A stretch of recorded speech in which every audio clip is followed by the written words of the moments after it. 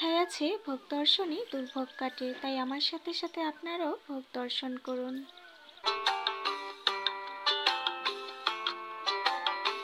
আজ ছিল শয়ন একাদশীর পারণ, তাই ভগবানকে একটু ভোগ দিলাম। প্রতি একাদশীর পরের দিন ভোগ দেওয়া না হলেও এরকম বছরে যে 4টি একাদশী পড়ে তার পরের দিন আমরা পারণের ভোগ দিয়ে থাকি।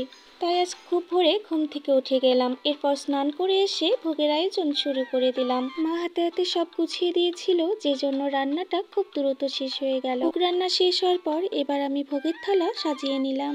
আজকের মেনুতে ছিল বাদাম পোলাও আর 7 রকমের সবজি ভাজা।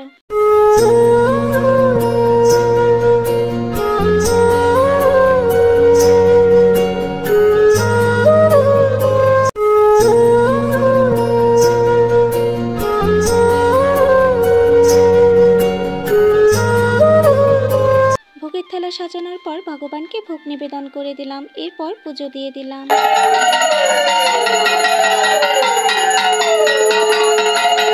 এরপর গীতা পাঠ করে ভগবানের আরতি করে নিলাম।